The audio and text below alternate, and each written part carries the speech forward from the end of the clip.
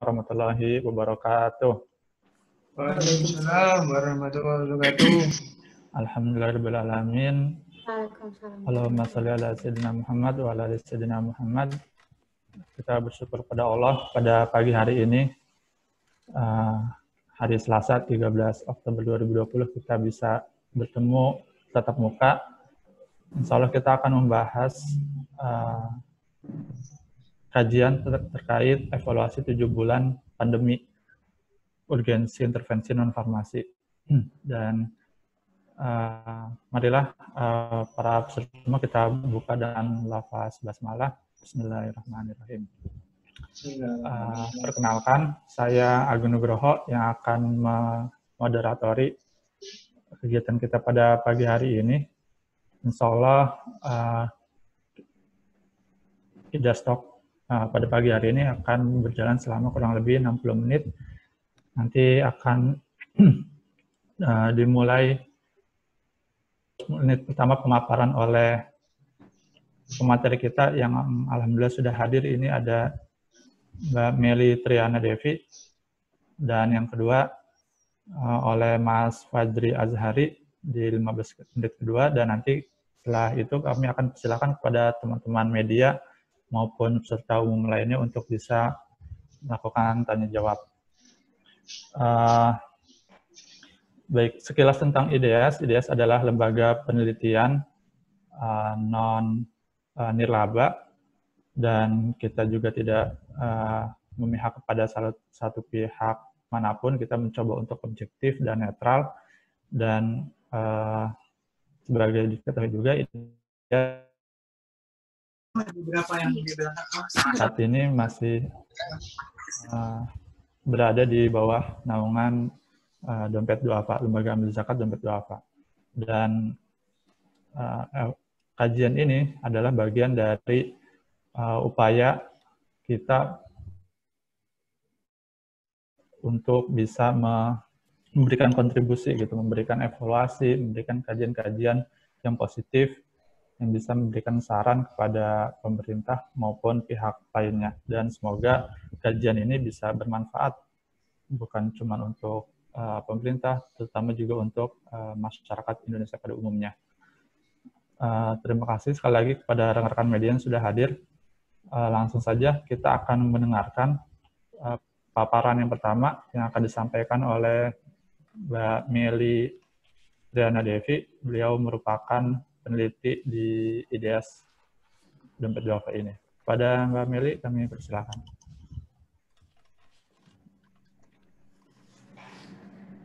Ya, terima kasih. Assalamualaikum warahmatullahi wabarakatuh. Waalaikumsalam. Terima kasih atas kesempatannya. Pada kesempatan ini, kami akan menyampaikan hasil dari kajian kami terkait evaluasi 7 bulan pandemi urgensi intervensi non-farmasi. Indonesia sudah memasuki 7 bulan setelah kasus COVID pertama kali ditemukan. Berbagai kebijakan seperti PSBB, PMK telah diterapkan di berbagai provinsi, dan kini sudah 4 bulan sejak adaptasi new normal diterapkan kembali. New normal diterapkan di berbagai daerah yang PSBB. Bagaimana perjalanan pandemi COVID ini selama 7 bulan ini di Indonesia akan kita bahas dalam kesempatan ini, diantaranya dengan melihat data kasus, data testing, tracing, serta pergerakan masyarakat selama masa pandemi.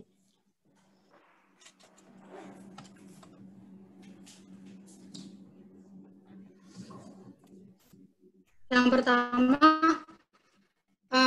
kita lihat dari data dari Kemenkes.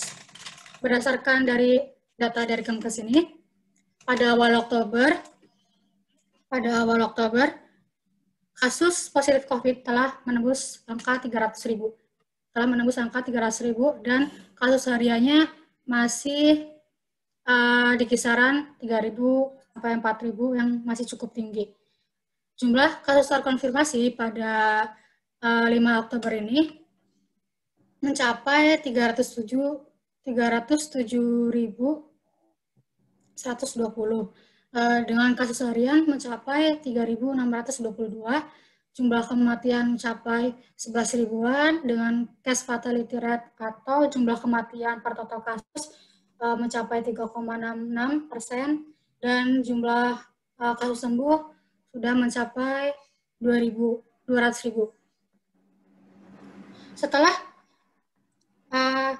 7 bulan berlalu, dari data ini terlihat belum nampak adanya pelandaian.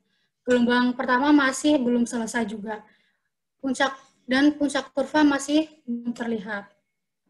Dari grafik ini juga terlihat, grafik harian ini terlihat ada beberapa sedikit penurunan di beberapa hari, tetapi setelah penurunan itu akan peningkatan lagi. Seperti di awal-awal Oktober ini ada kemudian, tapi ketika saya melakukan pengecekan lagi dengan data terupdate sampai kemarin, terjadi penaikan lagi, dan pada tanggal 8 Oktober terutama itu sampai mencapai kasusnya itu sampai 4.850. Terus selain data kasus, kemudian jika dilihat dari data kasus kematian berdasarkan data Kemenkes, data kematian juga menunjukkan kenaikan terus dari September hingga Oktober ini. Data kematian mencapai 80 hingga 100 jiwa per harinya. Dari data di slide ini sebelumnya yang saya sebutkan, bahwa data kematian per 5 Oktober sudah menembus angka 11.000.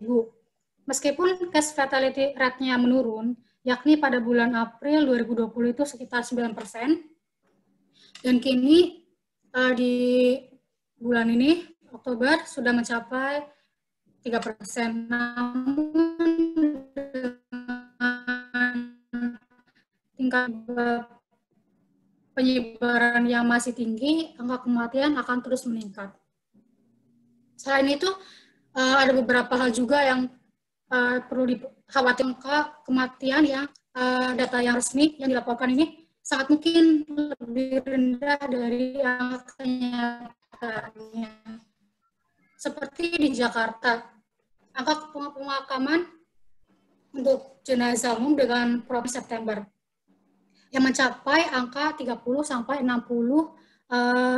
pemakaman tiap harinya. Belum lagi ada beberapa PDP atau suspek yang meninggal dan belum terkonfirmasi apakah meninggal karena COVID atau tidak. Terus,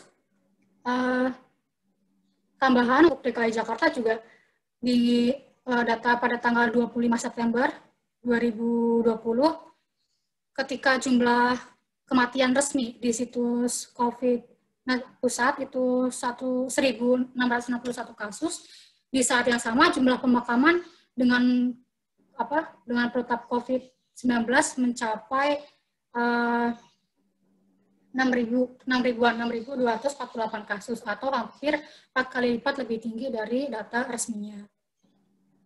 Kemudian,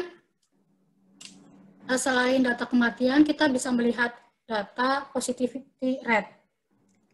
Positivity rate itu adalah data jumlah total kasus positif per jumlah orang yang dites. Dalam 4 bulan, dari bulan Juli hingga bulan Oktober, terjadi peningkatan yang konsisten. Dari bulan Juli itu sekitar 11,7%, kemudian semakin meningkat hingga sekarang Oktober itu 14,5%. Sedangkan menurut standar WHO-nya, angka positivity rate itu 5%. Dari data ini kita bisa melihat bahwa selama 7 bulan ini Indonesia belum mencapai standar WHO. Selain itu, di beberapa provinsi, angka positivity rate berdasarkan data yang kita peroleh pada bulan Agustus dari kawal COVID sangat variatif antara provinsi satu dengan lainnya. Adapun positivity rate yang paling memenuhi standar WHO itu ada Sumatera Utara, Kepulauan Bangka Belitung, Riau, Kalbar, dan Kepulauan Riau.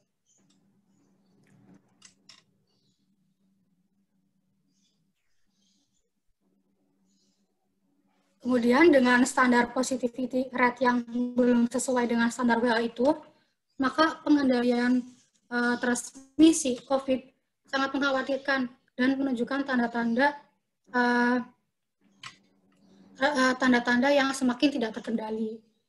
Yang antara lain dengan ditujukan semakin banyaknya jumlah kasus kematian serta pemakaman dengan COVID. Kemudian masih di angka testing, pada 5 Oktober 2020 jumlah yang diperiksa sekitar jumlah ya orang yang sudah diperiksa sekitar 2,1 juta, sedangkan spesimen yang diperiksa sudah masih sekitar 3,5 juta. Jumlah tes per penduduk itu baru 7.849 atau 0,78% dari total penduduk. Ketika melihat data yang diperbandingkan oleh Pandemic Talks, membandingkan berbagai negara yang memiliki pendapatan menengah ke atas, menurut definisi World Bank, jumlah tes per 1 juta penduduk di Indonesia adalah yang ketiga terendah setelah Fiji dan Thailand. Itu adalah data yang dibandingkan oleh Pandemic Talks. Kemudian, untuk data tracing ini kita peroleh dari kawal COVID. Data tracing ini adalah rasio lacak isolasi. Ini berdasarkan data dari kawal COVID. Data hari ini menunjukkan jumlah orang yang melalui proses pelacakan kontak per tiap kasus positif. Jadi menurut WHO sendiri menganjurkan bahwa pelacakan itu antara 10 sampai 30 orang per satu kasus positif yang terkonfirmasi. Berdasarkan data hari ini, Kalimantan Barat, kita bisa baca bahwa Kalimantan Barat di sini mampu melacak 16 sampai 17 orang setiap satu kasus positifnya. Sedangkan kemampuan tracing untuk Provinsi Jakarta sendiri itu masih sangat rendah. Jakarta baru mampu melacak kurang dari 2 dari setiap kasus positif. Berdasarkan data time series RLI kawal COVID sendiri, untuk RLI Jakarta setiap bulan itu semakin menurun. Data RLI Jakarta terus menurun dari kurang lebih 4 pada bulan Juli, kemudian hingga sampai sekarang kurang dari 2 pada bulan November. Nah, kombinasi rendahnya tingginya temuan kasus, positivity rate, serta lemahnya pelacakan kontak erat sih bahwa berakhir seiring adaptasi new normal telah menciptakan rasa aman yang semu dan rendahnya kepada kesehatan. Kasus positif pun akan terus meninggi yang mengindikasikan bahwa virus COVID ini masih marak menyebar di masyarakat.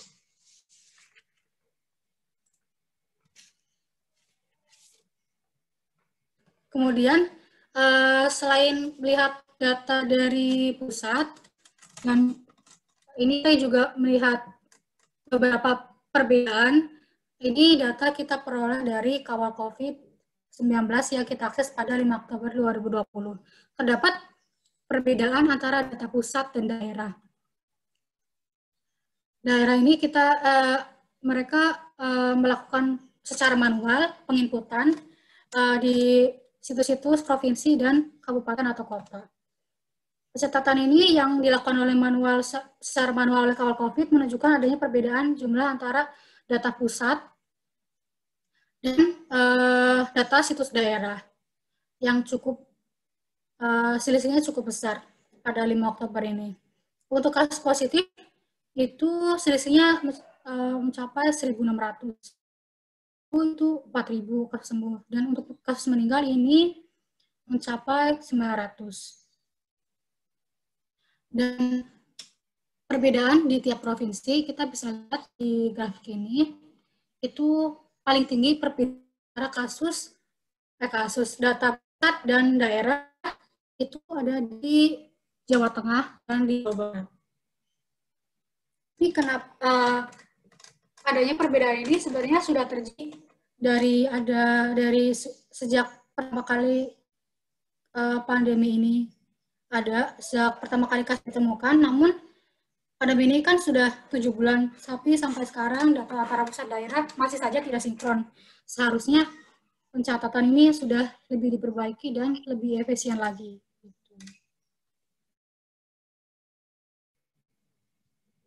Kemudian data selanjutnya yang kita kaji adalah terkait mobilitas penduduk selama masa pandemi. Kita menggunakan data dari Google Mobility Report. Data ini diambil dari Google Mobility Report tanggal 11 Februari hingga 25 September 2020. Data ini menunjukkan apa? Data ini menunjukkan persentase perubahan durasi waktu penduduk di rumah, persentase perubahan durasi waktu penduduk tetap berada di rumah. Masyarakat umumnya bekerja di luar rumah sekitar 8 jam per harinya, karena dalam satu hari terdapat 24 jam, kemungkinan perubahan terbesar selama hari kerja itu maksimal 50%, kemungkinan terbesarnya, perubahan terbesarnya. Nah, saya sampaikan juga baseline data median dari tanggal 3 sampai 6 Februari. Jadi 0 ini 0 baseline, atau baseline itu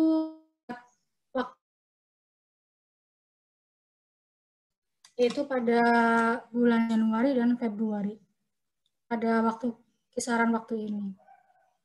Jadi data ini gimana cara membacanya? Jadi misalnya normalnya orang bekerja 8 jam. Jadi potensi orang tinggal di rumah itu sekitar 16 jam.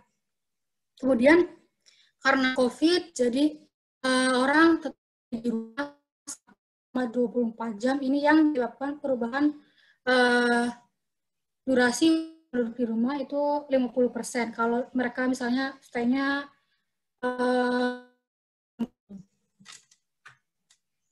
dari ini, misalnya kita melihat dari kasus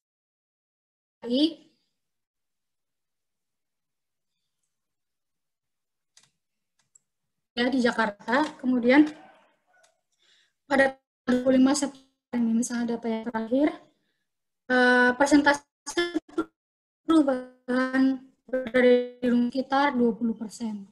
Sekitar 20%. Berarti rata-rata orang di rumah itu 9,2 jam. Bertambah sekitar 3,2 jam dari keadaan awalnya. Misalnya keadaan jam di luar.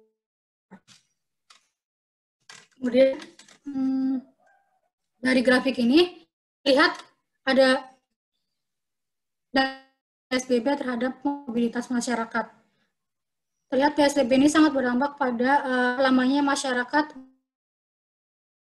sejak pada tanggal 16 Maret ketika sekolah mulai tutup dan mulai di peningkatan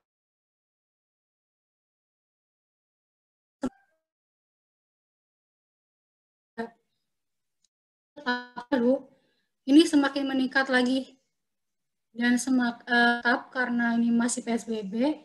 Kemudian setelah ada transisi ini, durasi penduduk di rumah menjadi turun karena masyarakat kembali beraktivitas di luar rumah. Hingga September ini semakin turun, dan karena beberapa waktu lalu diterapkan kembali, jadi masyarakat kembali setelah cara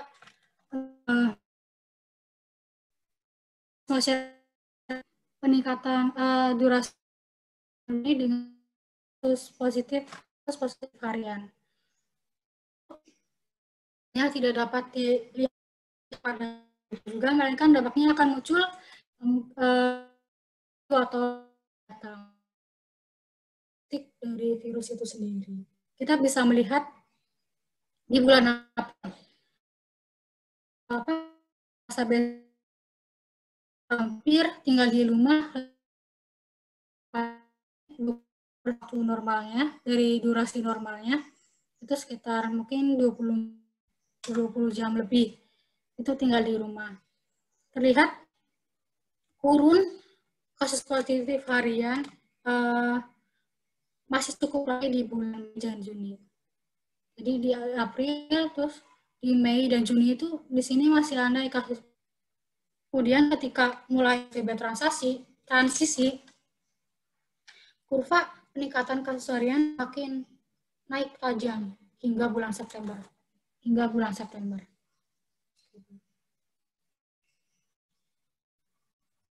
Dan mungkin dampak dari PSBB yang bulan September ini bisa lihat dengan membandingkan data dari bulan Oktober. Di sini belum terlalu kelihatan.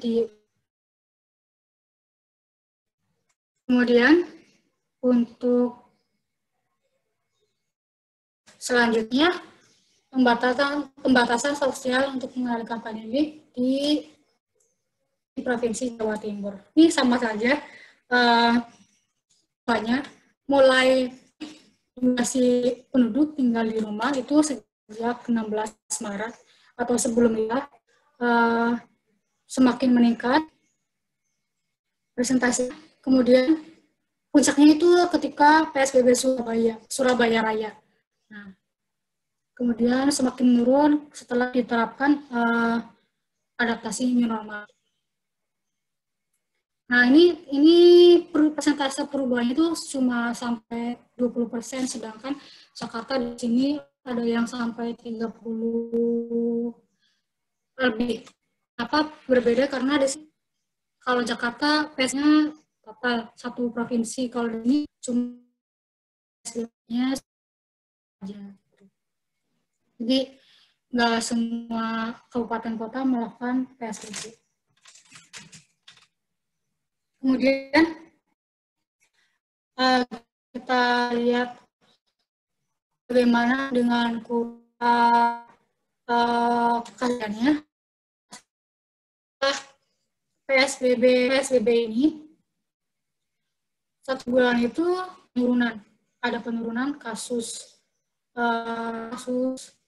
positif. Kemudian setelah diterapkannya normal, kasus ini kembali meningkat terus. Akan tetapi jumlah kasus positif hari ini juga dipengaruhi oleh masing-masing kapasitas testing dan tracingnya masing-masing proses. Semakin tinggi kapasitas testingnya, maka datanya juga akan semakin valid. Sampai selanjutnya akan dilanjutkan sama Mas Fasri. Baik, terima kasih Mbak Meli atas yang sudah disajikan tadi. Menarik ya bahwa ada perbedaan data ternyata yang diberikan oleh daerah dan pusat, bahwa ada tidak kesamaan nih antara pusat dan daerah. Kemudian tadi juga sudah disampaikan terkait bagaimana tentang mobilitas itu menunjukkan bahwa memang PSBB ini cukup efektif dalam menekan pergerakan penduduk di satu wilayah gitu, dan juga tadi sudah meningkat dengan angka positifnya juga bisa tertekan gitu. Dan selanjutnya kita akan mendengarkan paparan dari Mas Fajri terkait penemuan-penemuan yang sudah dilakukan pada persilakan. Baik, sebentar saya share screen dulu ya. Ya.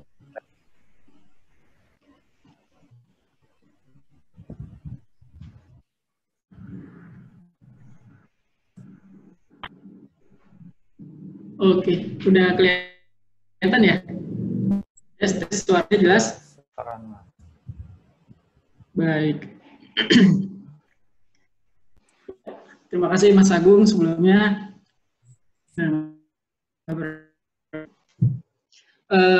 Melanjutkan presentasi sebelumnya oleh saudara terkait data. Kemudian bagaimana dengan intervensi informasi yang saat ini ya? Bulan pandemi bersama dan belum ada tanda pandemi akan melandai, bahkan menurut data ini mengkhawatirkan. Dapat dilihat gambar berikut. Nah, ini kalau dicek, perhatikan satu persatu.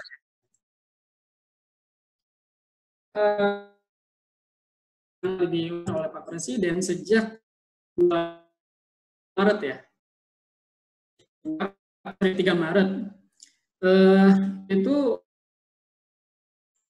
dalam waktu 100 itu peningkatan kasusnya hanya dari 0 sampai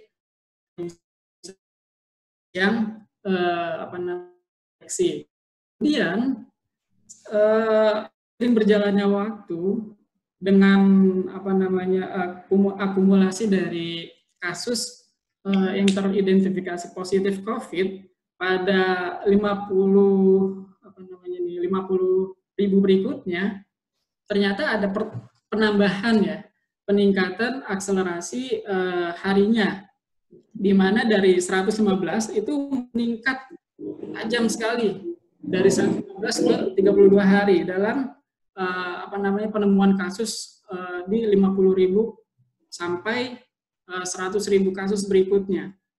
Nah, kemudian semakin kemari, ternyata semakin mengkhawatirkan datanya seperti itu. Yang terakhir, ini per 5 Oktober ya, yang kami tampilkan datanya, itu kita lihat di sini yang paling atas yaitu 12 hari. Dalam 12 hari, itu bisa kita katakan bahwa ada peningkatan temuan kasus positif dari 250 sampai 300.000 kasus positif itu hanya diperoleh dalam waktu 12 hari saja, dan itu sangat cepat sekali seperti itu. Kemudian data lainnya yang dapat kita lihat adalah di sini kita lihat bahwa kasus yang meninggal juga memiliki pola yang sama, semakin hari semakin cepat untuk mendapatkan 200 kasus pasien COVID yang meninggal.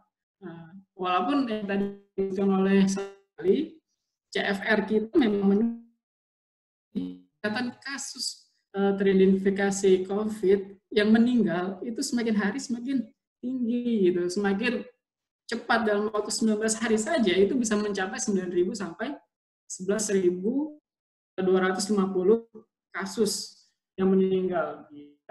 Nah, sebetulnya ini masalahnya ada di mana? Kenapa bisa seperti ini? Bapak Ibu bisa perhatikan di key point atau key message dari slide ini ada di sebelah kiri, yaitu per 5 Oktober 2020 jumlah kasus yang diperiksa baru 7.849 1 juta penduduk. Nah, kalau kita coba dibagi dengan total penduduk yang ada di Indonesia, itu baru mencapai 0,78%. Ini artinya apa? Kan seharusnya kalau melihat dari standarisasi WHO untuk performance kemampuan testing itu 1 kasus per 1.000 per 1.000 orang yang diperiksa seperti itu. Jadi di Indonesia masih kurang PR-nya. Peningkatan dikurang, kalau 1 dikurang 0,78 ini masih ada sekitar kurang lebih 3%-an gitu ya. Nah, inilah penyebab kenapa semakin hari kasus temuan pasien yang positif itu semakin cepat gitu. Nah ini akar masalahnya, karena penyebaran virus itu terjadi ketika kapasitas testing yang dilakukan di suatu negara, atau kali ini kita lagi ngomong Indonesia, yaitu sangat, dan itu termasuk yang terendah di dunia. Udah disinggung oleh Meli di urutannya ya secara global. Kemudian, nah kita menghadapi problematika yang akan terjadi dalam dekat, yaitu pilkada. Nah, bagaimana gitu ya? Kok bisa ada pilkada di saat pandemi belum mereda kayak gitu, udah 7 bulan ini, seharusnya aktif di awal-awal bulan. Waktu itu kami juga sempat mention kepada para stakeholder, terutama dalam hal ini pemerintah yang memiliki wewenang penuh terhadap suatu daerah, baik itu di pusat maupun di daerah masing-masing, untuk melakukan karantina wilayah, terutama bagi daerah-daerah yang sentrum seperti Jakarta waktu itu ya, yang pertama kali ditemukan dan kasus meledak di sana.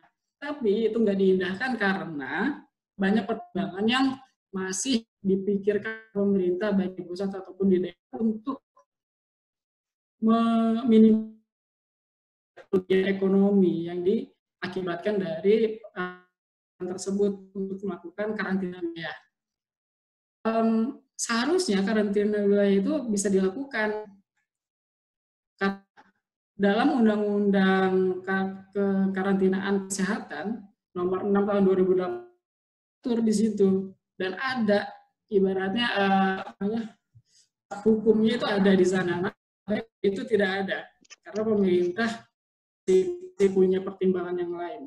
Entah apa yang dipikirkan, namun sekarang dampaknya apa? Ya. Pandemi masih belum bisa ditekan atau dilandaikan di seminimal mungkin gitu ya.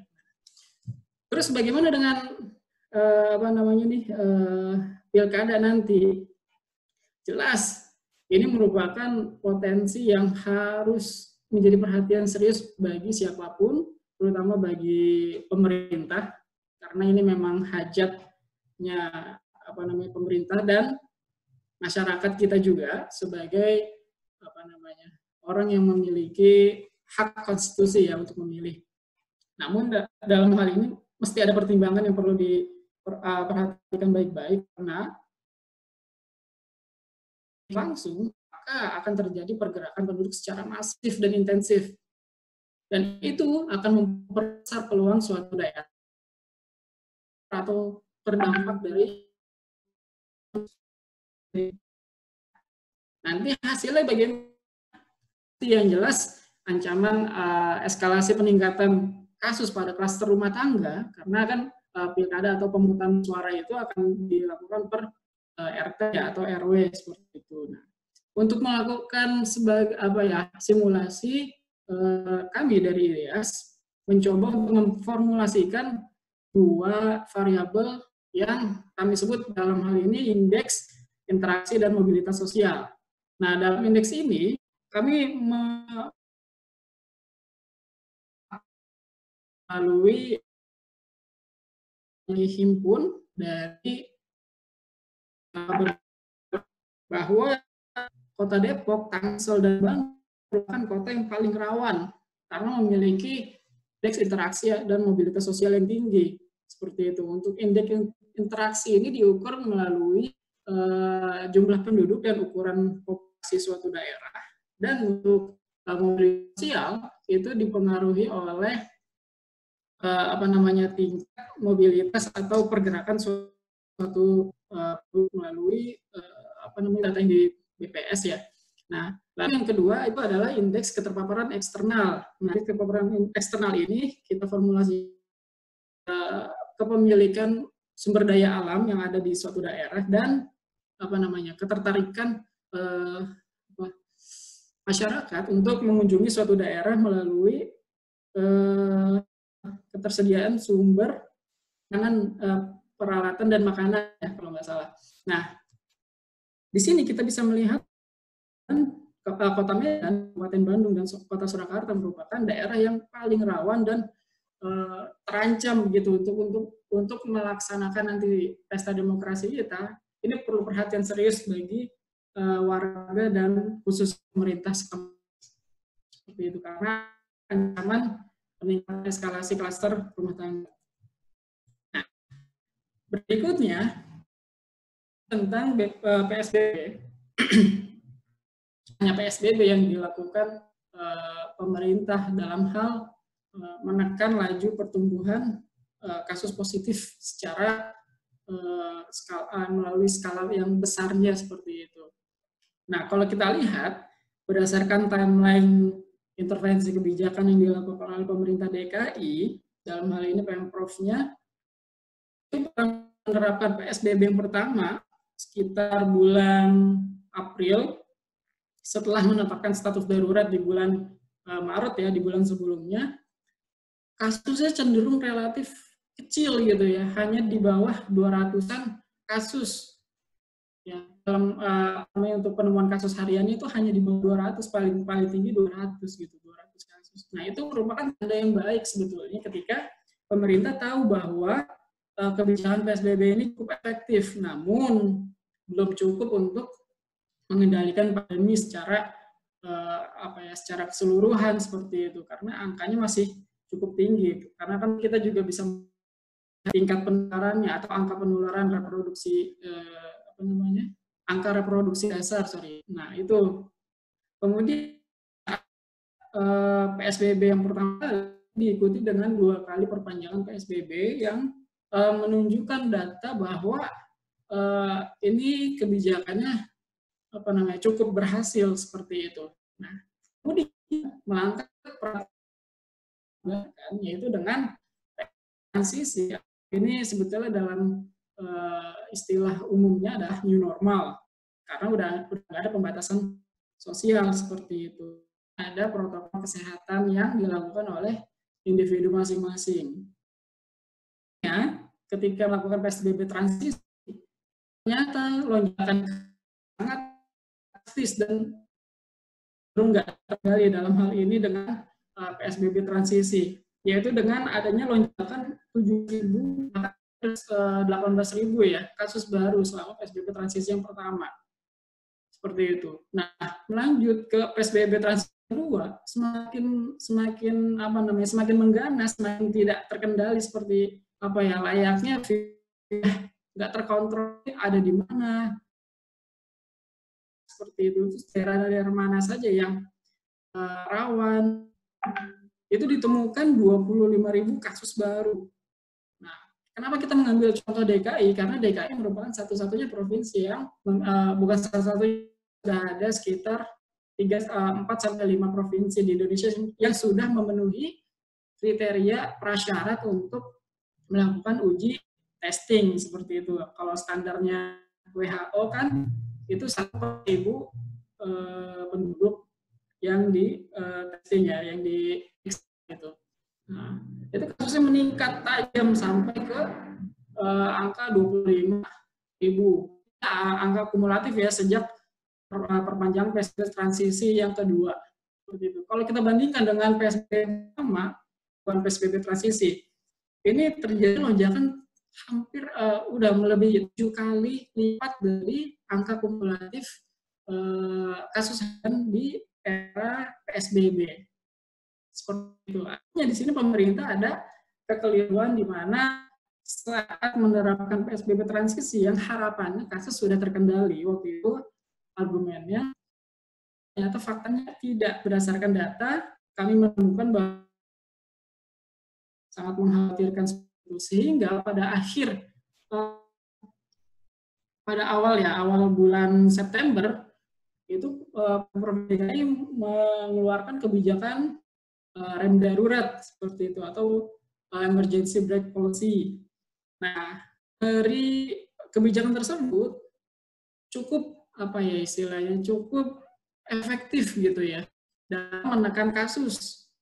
Nah kan ini PSBB sebagai hammer ya, atau yang dikeluarkan atau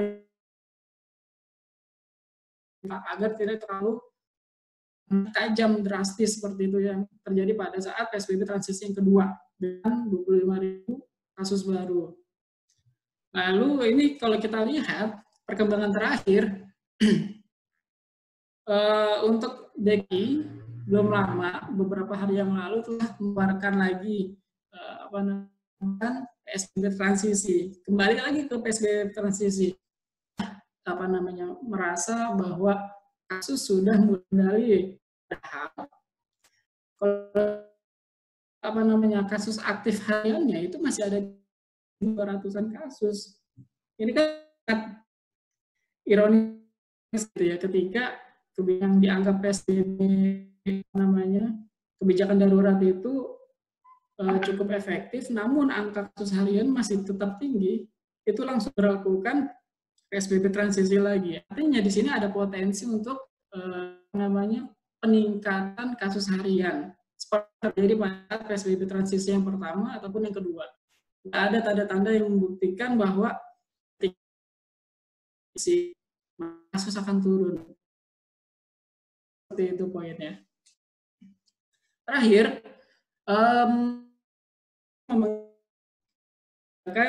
penanggulangan pandemi melalui intervensi non-farmasi. Sampai saat ini, berbagai negara masih sedang pengujian untuk pengembangan vaksin ya, yang sampai saat ini masih belum bisa diedarkan secara massal. Karena ada beberapa yang harus dipenuhi dalam hal ini, itu merupakan ranahnya teman-teman yang ada di biologi atau biomolekuler ya, yang ngomongin tentang RNA atau DNA vaksin. Nah, tapi bagaimana kalau melihat dari timeline-nya di Indonesia itu direncanakan bahwa awal tahun 2021 itu akan dimulai nanti untuk penyebaran atau distribusi vaksin dari beberapa negara. Nah, tapi pertanyaannya adalah, karena kan sekarang kita masih ada di bulan Oktober, November, Desember, tiga bulan terakhir di penghujung 2021, kita masih punya waktu 3 bulan ke depan, maka ini merupakan tanda tanya gitu, ketika pemerintah terlalu happy dengan berita vaksin, sementara bagaimana dengan 3 bulan terakhir ini? Apakah COVID akan dibiarkan begitu saja tanpa ada penguatan kebijakan-kebijakan yang cukup efektif penularan seperti itu? Nah, kita lihat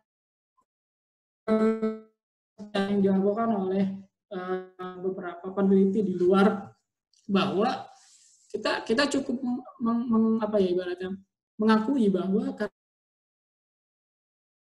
itu adalah kebijakan yang paling efektif dan pengendalian pandemi COVID-19. Nah, itu kita lihat ada di sebelah kanan atas. Namun untuk Indonesia sendiri, rasa-rasanya itu merupakan kebijakan yang sangat mustahil untuk diterapkan di Indonesia. Maka dari itu, pemerintah yang saat ini dijalankan itu hanya 3 ya, tracing, testing, sama treatment. Namanya indikator itu masih bisa dikatakan istilahnya kurang masih ada PR lah, ibaratnya masih ada catatan bahwa tadi kalau untuk indikator testing kita masih 0,7%, padahal harusnya sampai ke 1%. Nah, itu masih ada PR di sana, artinya lonjakan kasus itu akan mungkin terjadi saat karena ada ambang batas standarisasi oleh pemerintah. Jadi pemerintah belum benar-benar mendapatkan angka yang murni. Belum lagi nanti ada ngomongin kasus miss pencatatan gitu ya. Misalkan seharusnya angka yang meninggal harusnya bahkan hanya sekian, catat hanya sekian. Artinya ada potensi yang tidak terlalu hal ini untuk indikator testing. Terus kemudian indikator tracing. Untuk tracing sendiri, ini kan seharusnya bisa melacak sampai paling enggak sekitar 30-an orang dari satu kasus yang terkonfirmasi positif.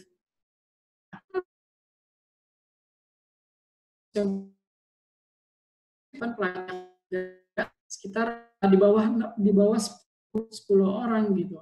Untuk DKI sendiri kurang lebih yang saya tahu itu ada sekitar 6 orang dari satu kasus yang positif. Sementara untuk Indonesia sendiri itu hanya 4 orang. Nah, itu sangat jauh dari indikator yang tercapai Badan Kesehatan Global. Nah, itu memang Indonesia memiliki kesembuhan yang cukup tinggi seperti itu. Namun yang kita perhatikan di sini adalah bukan angkanya saja, atau angka pasien yang meninggal akibat virus COVID-19. Nah, itu menjadi data yang sangat sampai saat ini bisa dikatakan memiliki persoalan teknis seperti itu dalam hal pengumpulan dan pencatatan angka yang sebenarnya seperti itu. Nah, kan saat ini kenapa intervensi non farmasi itu masih menjadi polemik ya di publik, terutama untuk pemerintah pusat maupun di daerah, karena asumsi atau argumen umum yang diutarakan namanya persoalan masalah ekonomi, kan, yang dimana kuartal ketiga itu sudah menghadapi fase resesi ya, seperti itu. Terus, padahal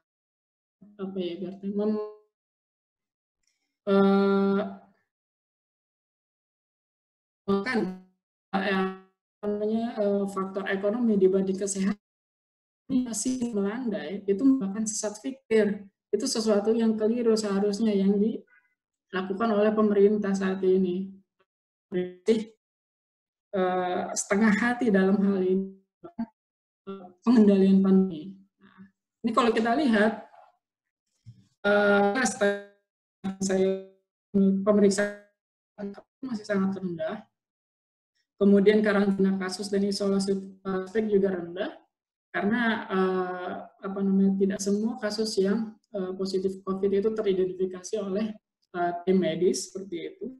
Terus yang berikutnya adalah yang udah agak mendingan, cenderung moderat ya, yaitu melakukan keramaian dan kerumunan itu cukup diperhatikan oleh pemerintah dalam hal ini melalui satgas-satgasnya. Yang berikutnya adalah menutup sekolah dan universitas. Nah, memang sampai saat ini memang masih tutup ya, pembelajaran masih melalui sistem online. Yang berikutnya yaitu restriksi perjalanan domestik internasional. Nah, ini ternyata banyaklah istilahnya berita-berita di media yang memberikan informasi bahwa ada tenaga kerja dari luar sana untuk masuk ke menjadi PR catatan bagi kita. Terus menutup tempat usaha ini udah sangat istilahnya mungkin sebetulnya untuk dilakukan, tapi memiliki dampak yang sangat tinggi dalam menurunkan transmisi penularan virus. Dan itu adalah kegiatan keagamaan.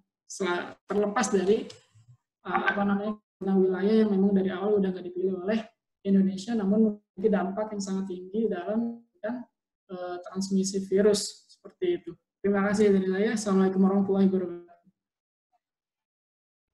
Waalaikumsalam warahmatullahi wabarakatuh. Terima kasih Mas Fadri sudah menjelaskan banyak hal terkait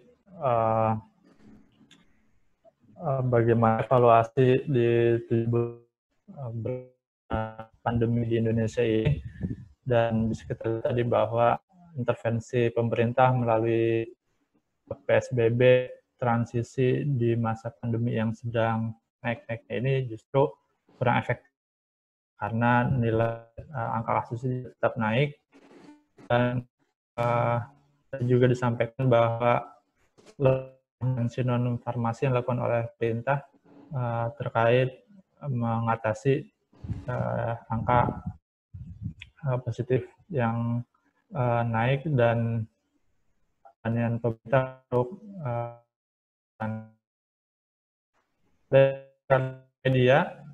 Kita mendengarkan dua tadi sudah di awal sudah dengan Mbak Meli dan Fadri.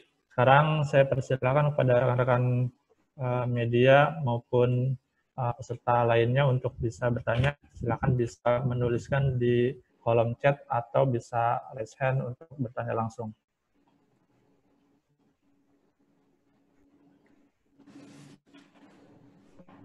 Di sini ada Pak Hairul Anwar dari SF, kemudian Pak Abdul Latif dari Kumparan, kemudian ada Ibu Katriana dari Antara, ada Ibu Lutfia, ada Ibu Nina Susilo, ada juga dari Republika.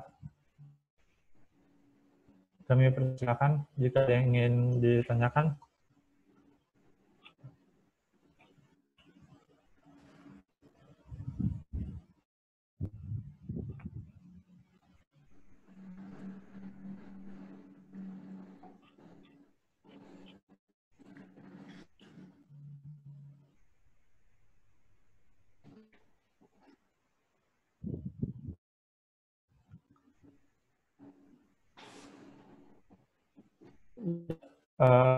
Silakan di Republika.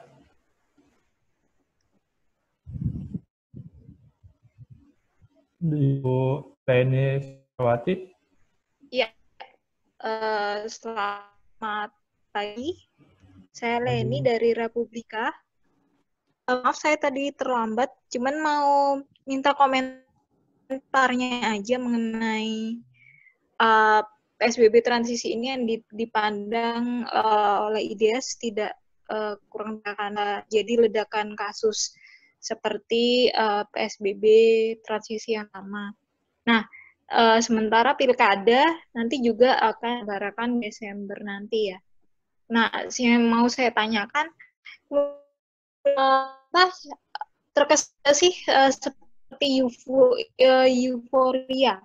Vaksin itu akan segera hadir begitu. Padahal uji klinis tidak menjanjikan apa-apa, masih dilakukan. Nah ini kalau IDS melihatnya seperti apa sih? Dan saran untuk pemerintah, untuk masyarakat sendiri, apalagi transisi sudah jalan dari tanggal 12 ya, supaya lulus. Nah, apalagi kemarin juga khawatirkan bisa menambah kasus. ID juga sudah mengatakan seperti itu. Nah, saya minta pandangan dari peneliti IDS ini seperti apa sih? Bagaimana ini ledakan kasus pemerintah dengan transisi belum terus kemarin demo undang-undang Ciptaker, terus besok pilkada ini apakah kasus bisa ini kan hari kasus hariannya kan 4.000-an ya. Nah ini akan nanti bisa menjadi 10.000 kah atau bagaimana? Apakah IDS ada inginnya? Udah itu aja, makasih. Boleh nih pas bertanya. Ada lagi kah dari para peserta yang ingin bertanya?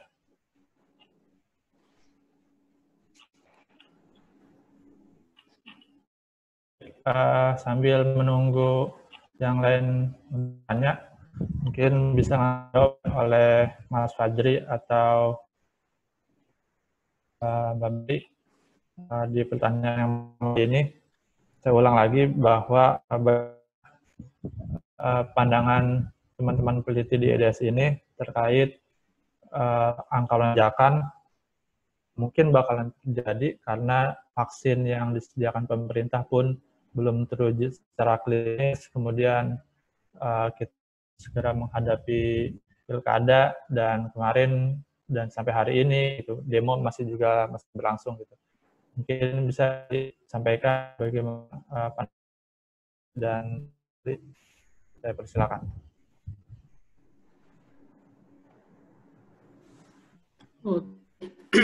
Saya coba jawab ya.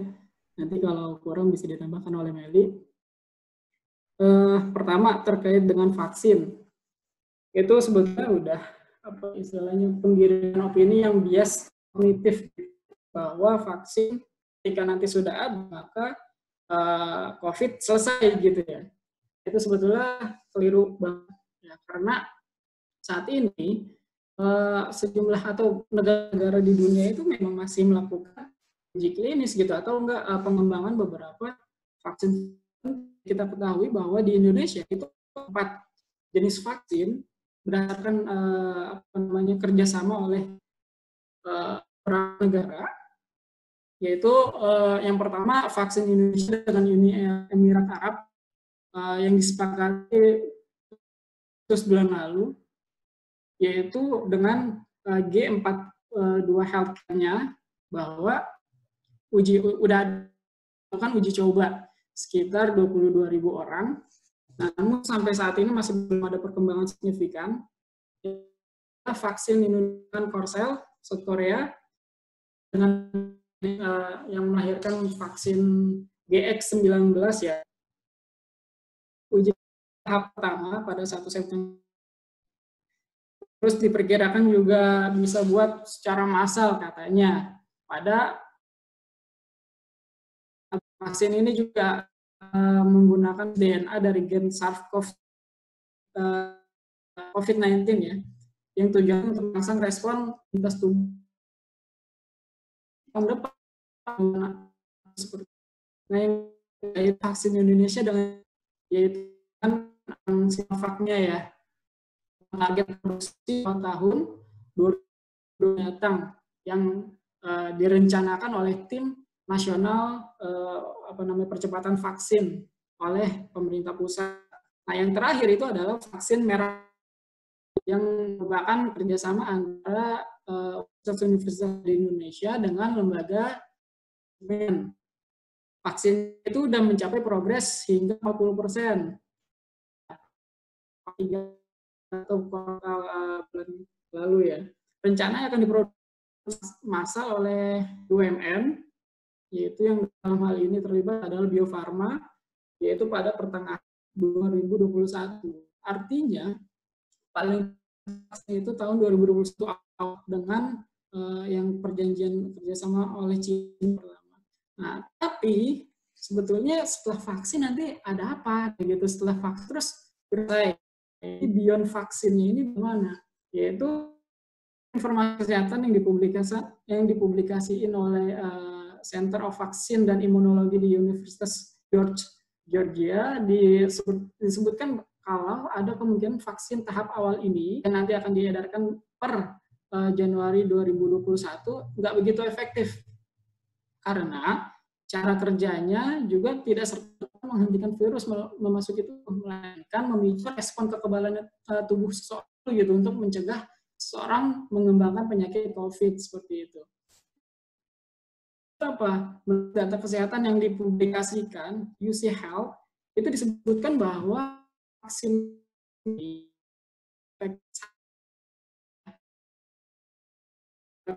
kepala dan lain-lain.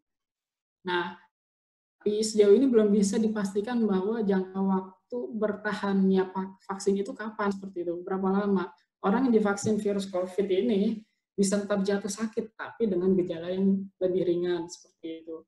Nah, yang poin ketiga ya terkait dengan vaksinnya ini ya, setelah vaksin nanti ada apa? Selagi nunggu vaksin COVID, ya ini balik ke poin yang kami sampaikan bahwa intervensi informasi itu adalah satu-satunya upaya yang dilakukan seperti itu untuk mencegah apa yang karena menurut jurnal kesehatan yang ada di Lancet itu disebutkan kalau penyebaran vaksin COVID ini yang efektif sekalipun bila orang yang divaksin meyakini bahwa mereka kebal sehingga mengurangi tingkat kepatuhan terhadap protokol kesehatan itu dapat meningkatkan resiko kesehatan juga. Nah, itu menurut jurnal yang ada di Lancet. Nah, yang terakhir, menurut hasil survei dari The Associated Press NORC, Center for Public Affairs Research, ternyata dari kalangan masyarakat akan manfaat dari vaksin COVID. Itu keraguan ini itu lebih besar dimiliki oleh laki-laki ketimbang perempuan. Nanti bisa dicek surveinya itu terkait dengan vaksinnya. Jadi sebetulnya vaksin itu masih lama dan untuk 3 bulan terakhir ini kita diharapkan pada situasi yang bisa dikatakan ini dark age. Jadi fase intervensi non farmasi itu dilirik oleh pemerintah yang serius ya, secara serius di sisi mengeluarkan istilahnya opini-opini yang membuat bias kognitif atau kesalahpahaman pemahaman gitu, di mana vaksin tadi udah disebutkan bahwa masih lama prosesnya dan udah ada pun itu masih ada banyak tantangan lagi yang dihadapi, seperti orang yang nggak yakin untuk gitu. Istilahnya ketidakyakinan diri seseorang untuk melakukan vaksin, dan itu pun dilakukan 2 kali seperti itu. Nah, terus poin 2 ngomongin tentang yang kemarin dilakukan untuk menentang Undang-Undang Ciptaker ya. Ini sebetulnya pemerintah melakukan blunder, di mana kalau kita lihat bahwa awalnya pemerintah melakukan atau membuat kebijakan yang bersifat kontroversi atau memiliki sudut pandang yang luas dan banyak ragam interpretasi gitu, seperti itu. Lalu publik merespon melalui unjuk rasa, karena itu kan dilindungi oleh konstitusi ya. Nah, ketika demo itu pasti jelas ada sangat tinggi dan tidak seperti itu. Kita nggak ada yang tahu siapa yang di sana memiliki virus atau membawa virus seperti itu. Bahkan beberapa media langsung memberitakan demo ternyata ada sekian orang yang terbukti positif seperti itu. Nah, spreader atau orang yang menyebarkan dengan cepat seperti itu. Tunggu aja, pasti ada lonjakan yang sangat tinggi di daerah Jakarta terutama dan sekitarnya. Karena kan masalah yang demo itu nggak hanya berasal dari Jakarta. Kita lihat nanti lagi pertumbuhan pasti akan meningkat sangat cepat seperti itu.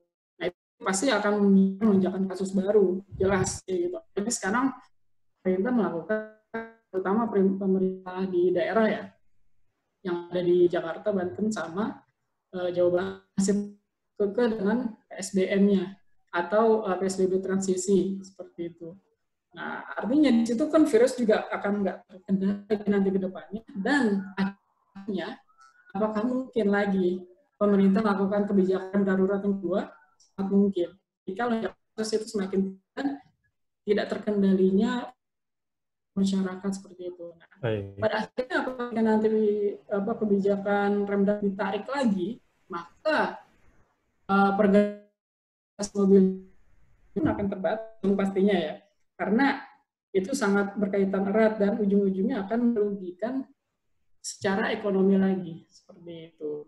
Nah, jadi sebetulnya pemerintah ibaratnya mendulang air terciprat ke mukanya seperti itu. Terima kasih Mas Fadri atas jawabannya. Dari Mbak Meli, mungkin ada yang bisa ditambahkan bagaimana terkait data pada saat penduduk ini melakukan demo gitu, dan kemungkinan penyebaran yang akan terjadi saat pilkada gitu. Dan boleh sekalian izin menyambung pertanyaan ini dari Ibu Katriana dari Antara pada Mbak Meli. Hasil kajian terkait hubungan pergerakan masyarakat terhadap keseharian COVID, apakah kepatuhan masyarakat terhadap protokol kesehatan menjadi faktor yang mengendalikan lonjakan kasus dari pergerakan masyarakat tersebut? Apakah ada hasil kajian tentang kepatuhan masyarakat terhadap penerapan protokol kesehatan di tempat umum, terutama di pasar? Nah, ini tadi terkait nih ya, di tempat umum, di pasar, atau pada saat demo, atau juga mungkin nanti kita akan menghadapi pilkada. Bagaimana nih Mbak Meli pandangannya?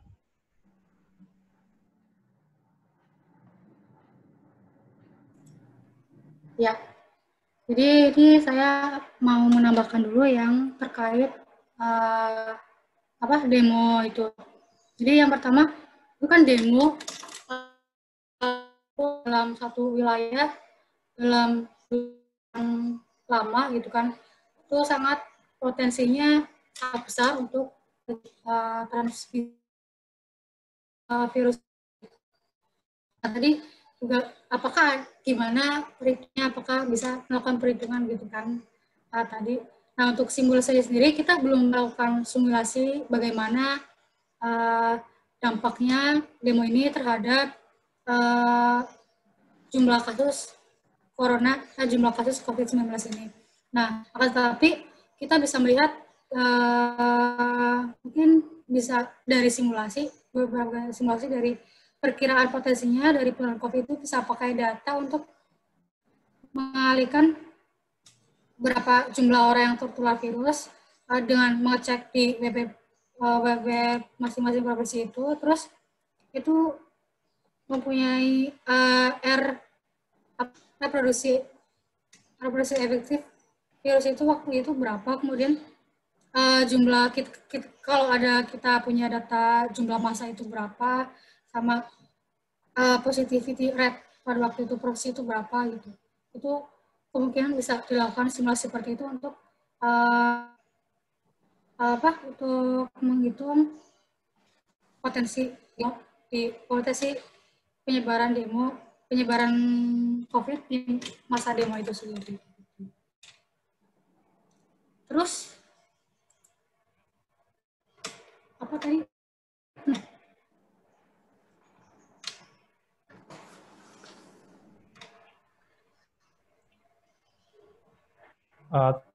Ini penerapan protokol kesehatan di tempat umum, terutama di pasar gitu, di Internet atau Facebook itu ada nggak bisa tercapture gitu di wilayah-wilayah tertentu gitu?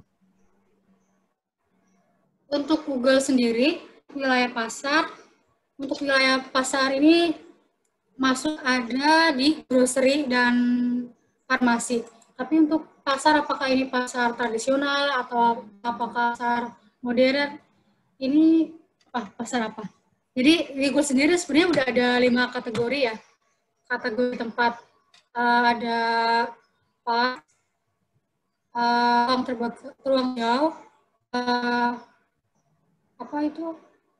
tempat kerja, retail dan rekreasi, sama itu tadi grocery dan farmasi, perumahan yang tadi sudah dibahas. Nah ini untuk kita sendiri belum melakukan kajian tentang kebutuhan masyarakat yang menerapkan protokol kesehatan di tempat umum. Tapi dari data Google sendiri,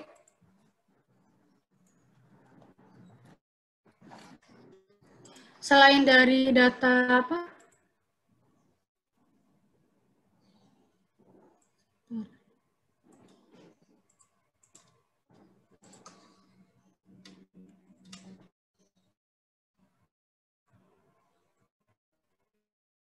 dari data Google-nya sendiri yang dari kategori grocery dan farmasi, karena pasar itu masuk dalam tempat perbelanjaan, itu juga terjadi penurunan dan kenaikan mobilitas masyarakatnya.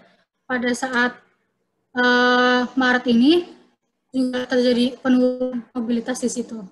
Kemudian ketika memasuki bulan Juni ini seperti itu. Jadi kebalikan sama data mobilitas yang di rumah. Bisa ditunjukkan nggak, Mbak Meli, data pergerakan itu seperti apa? Data yang jadi untuk Google sendiri, datanya untuk grocery dan farmasi itu tidak lengkap sampai update sekarang ya. Mereka sampai Agustus.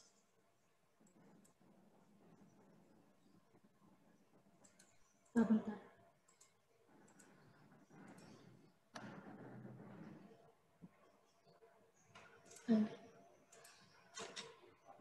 Ya, sudah terlihat. Sebenarnya ini ada beberapa ide yang tadi saya sebutkan. Google itu mengkategorikan mobilitas masyarakat itu berdasarkan tempat dari retail, transportation, grocery, farmasi, parks, transit station, resident. Yang tadi saya bahas itu utamanya yang sebelumnya saya sampaikan itu adalah residensial. Di sini juga saya membuat grafik di WordPress itu datanya terbalik, maksudnya cenderung terjadi penurunan jumlah yang visit ke daerah WordPress ini, ke WordPress ini. Sedang residensial ini cenderung naik gitu. Dan yang di grocery dan farmasi, tempat pembelajaran ini datanya seperti ini. Jadi ketika tadi di 16 Maret ya, mulai terjadi work from home sama tutup sekolah, ini mulai turun mobilitas masyarakat di tempat grocery dan farmasi ini. Kemudian setelah 15 Juni ya, di sini sudah mulai kembali normal di Juni ya, di Juni sudah kembali normal aktivitas seperti biasanya. Berarti bisa terlihat ya bahwa PSBB ini memang menurunkan tingkat mobilitas penduduk di daerah perkotaan, kemudian memaksa para penduduk untuk tetap stay di rumah. Dan kalau misalkan kita lihat dari data yang ada ini, memang PSBB ini menjadikan tempat grocery dan farmasi ini turun, namun juga memang ketika ada pembukaan cenderung untuk kembali normal. Ya, semoga itu bisa menjawab pertanyaannya dari Ibu Triana dari Antara, dan juga tadi pertanyaan dari Ibu ini dari Republika.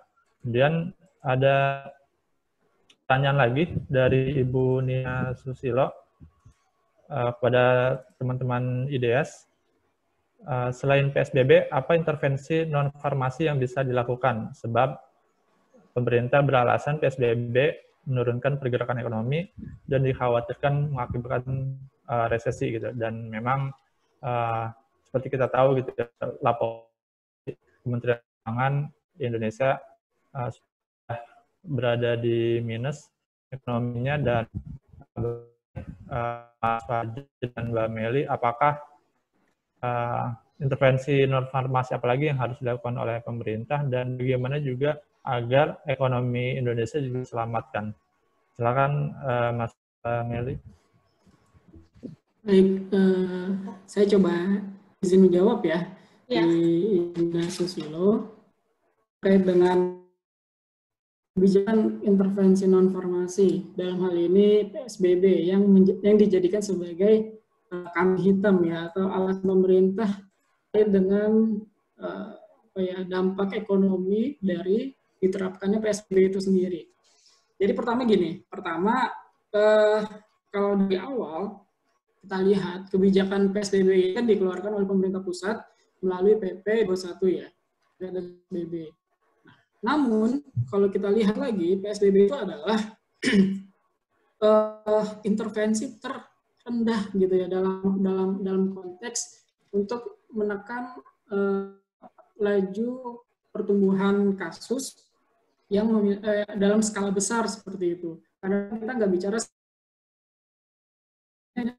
karena data kasus positif harian itu kita masih ada 3.600, atau ya tadi kalau bilang 4.000-an ya, itu data yang sebelumnya. Saat ini kita udah di 3.600. Tapi itu masih tinggi seperti itu. Itu data harian.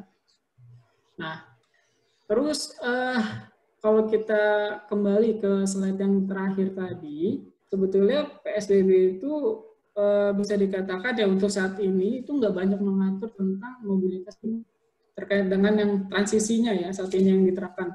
Karena kita nggak bicara tentang PSBB total atau PSBB yang pertama kali diterapkan di awal-awal masa pandemi. Kayak gitu. Nah, kasus kita ini sekarang masih tinggi banget kayak gitu ya. Ibaratnya pemerintah itu bisa dikatakan sulit untuk menerapkan PSBB karena alasan ekonomi, namun kebutuhan akan pengendalian pandemi itu lebih urgent seperti itu ketimbang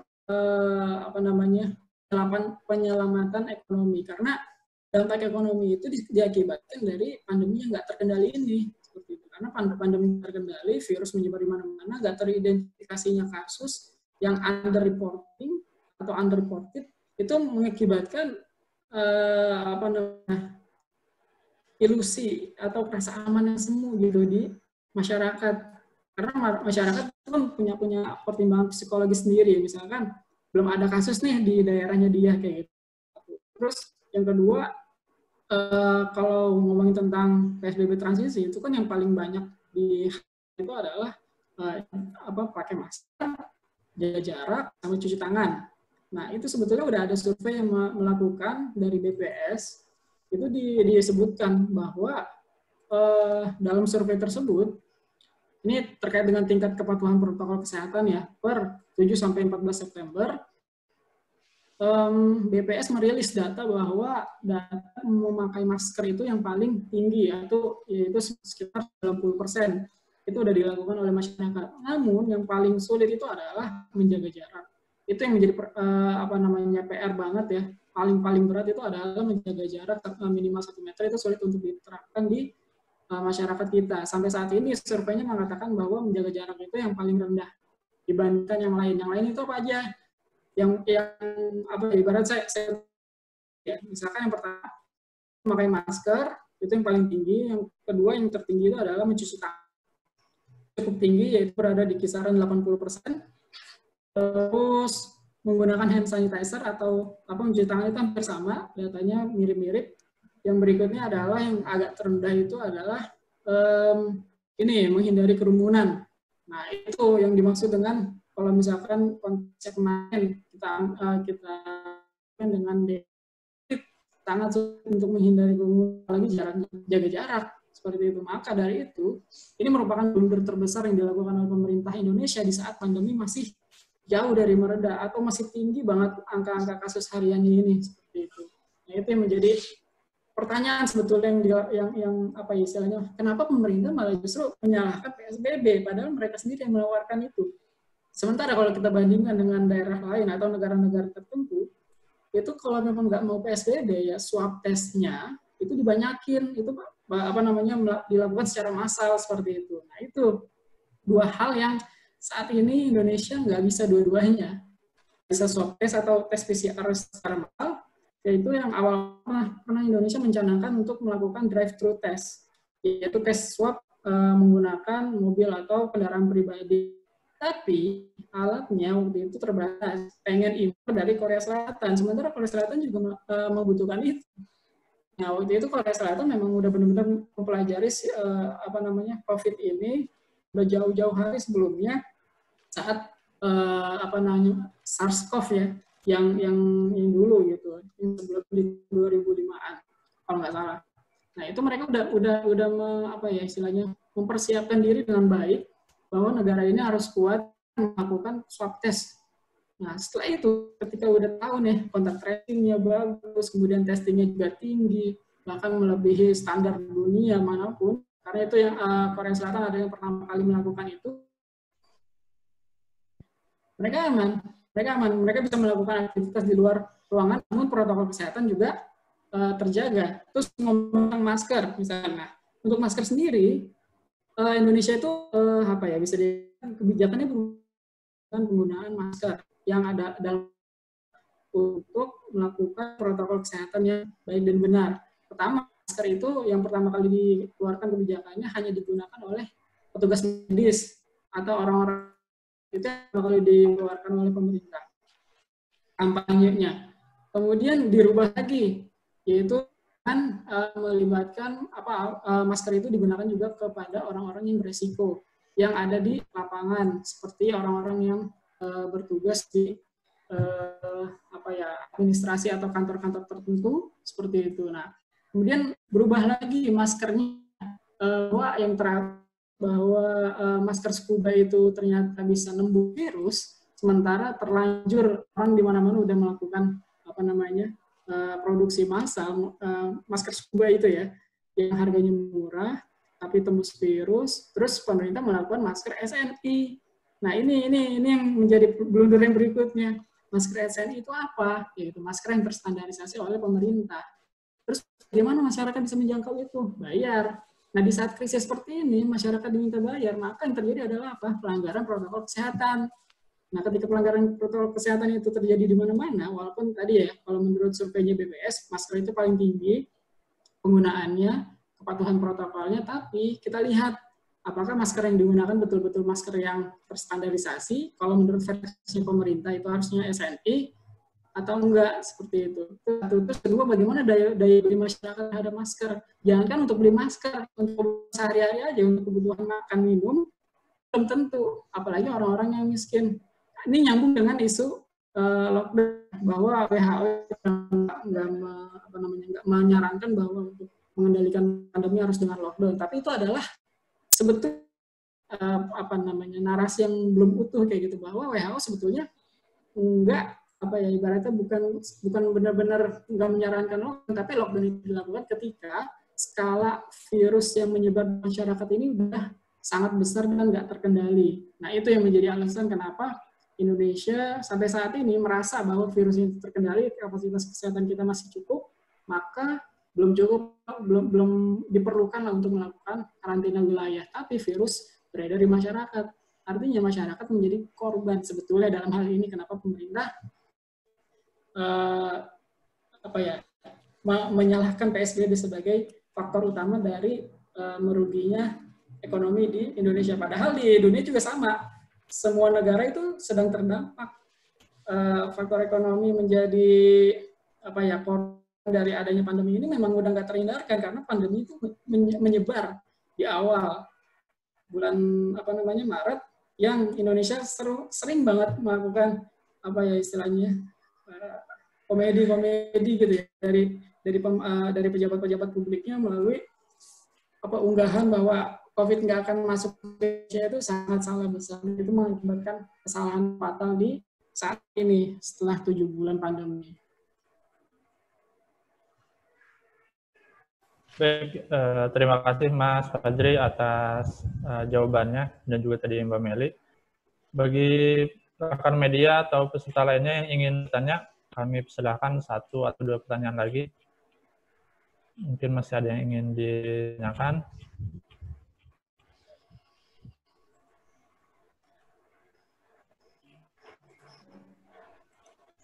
Jika tidak ada, waktu juga sudah menunjukkan jam 10:38, sudah lebih 1 jam setengah kita bersama. Jika tidak ada, mungkin segera saya tutup kajian kita pada pagi hari ini. Sudah banyak disampaikan oleh Mas Fajri dan Mbak Meli bahwa kebijakan yang tidak tegas dan sinkron antara pemerintah pusat dan pemerintah daerah ini menyebabkan meningkatnya kasus positif di beberapa daerah. Dan juga tadi dari yang disampaikan oleh materi kita bahwa ada penyajian data yang sangat buruk yang disampaikan oleh teman-teman oleh pemerintah di daerah maupun di pusat, dan ini bahwa lemahnya koordinasi gitu antara daerah dan pusat, dan memang PSBB atau menjaga agar masyarakat agar tetap di rumah ini cukup efektif untuk membuat menahan pergerakan penduduk, namun saya tidak dibarengi dengan kontak tracing kuat, kemudian uji masif sehingga tinggi.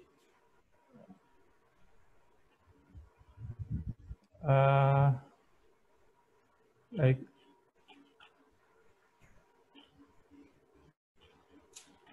Ada yang ingin bertanya lagi? Dan, mungkin saya kesempatan kepada Mas Fajri dan Mbak Meli untuk bisa berikan closing-nya di kajian kita pada pagi hari ini. Silakan Mas Fajri dan Mbak Meli.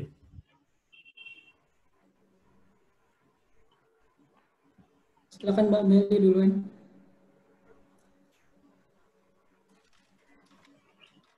Ya, berdasarkan dari data-data mobilitas yang sudah saya sampaikan tadi, lihat bahwa memang ada korelasi antara pergerakan mobilitas masyarakat dengan data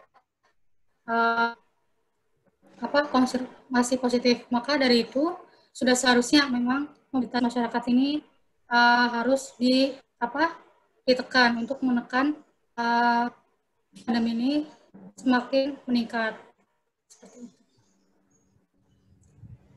Selain itu tadi juga disampaikan bahwa kapasitas testing kita itu masih kurang gitu. Nah, itu masih berupaya untuk meningkatkan kapasitas tracing dan karena dengan adanya kapasitas tracing yang tinggi kita bisa melacak dan mencegah juga penyebaran COVID ini lebih menyebar lagi, lebih menekan adanya penyebaran COVID.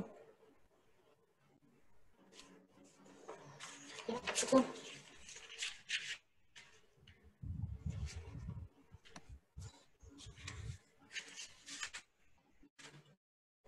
Baik, Mas Fajri, mungkin bisa disampaikan closing statement-nya.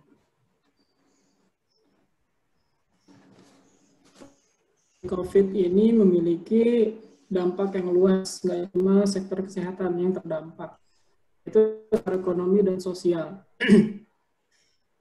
Namun, untuk mengendalikan pandemi ini dibutuhkan sangat serius, bukan lagi yang menjatuhkan atau menyalahkan satu sama lain, menyalahkan kebijakan yang dikeluarkan sendiri. Saya mendorong kepada pemerintah agar konsisten dalam mengeluarkan kebijakan ketika data itu masih menunjukkan bahwa COVID masih belum terkendali, maka jangan pernah bermimpi bahwa di akhir tahun itu akan sulit karena masyarakat masih merasa was-was, nggak aman, masih tinggi seperti itu. Apalagi dengan dibukanya kesalahan-kesalahan terkait dengan data yang keliru ketika disampaikan secara resmi oleh pemerintah, baik pusat maupun daerah, itu membuat blunder yang sangat parah ya, sangat sulit untuk karena sampai saat ini kalau agak pemerintah itu udah bisa dikatakan sulit untuk dipercaya berdasarkan rekam jejak digitalnya itu terjadi atau kesalahan-kesalahan tertentu yang kita juga sebagai masyarakat bisa banyak berbuat apa-apa karena pemerintah sebagai stakeholder dalam hal ini untuk mengurus Indonesia itu banyak dikutip dari berbagai sumber, bisa dikatakan dalam mengatasi pandemi ini di awal-awal pandemi sampai saat ini itu masih kan belum berhasil untuk menekan laju pertumbuhan virus. Bahkan lebih parah lagi ditambah dengan tekanan dari berbagai pihak, terutama yang melemahkan PSBB dalam konteks penanggulangan di Indonesia. Sebetulnya di dunia internasional PSBB itu nggak serta-merta itu bisa selesai dengan PSBB. Banyak metode yang dilakukan di dunia internasional seperti testing, tracing, treatment. Itu udah pasti wajib banget pemerintah untuk bertanggung jawab dalam hal ini memenuhi standarisasi agar kita benar-benar bisa merasa aman. Terus yang kedua, virus terlacak dan teridentifikasi di mana kebenarannya. Dan yang terakhir, jangan pernah menyalahkan sendiri. Padahal itu dilakukan oleh mereka. Dan apalagi menyalahkan masyarakat terkait dengan protokol kesehatan yang dilakukan oleh masyarakat itu masih sangat-sangat minim, padahal menurut survei itu udah cukup tinggi. Sebenarnya di atas juga masyarakat cukup patuh untuk melakukan protokol kesehatan. Tinggal bagaimana pemerintah merespon kebijakan yang konsisten. Terus yang kedua,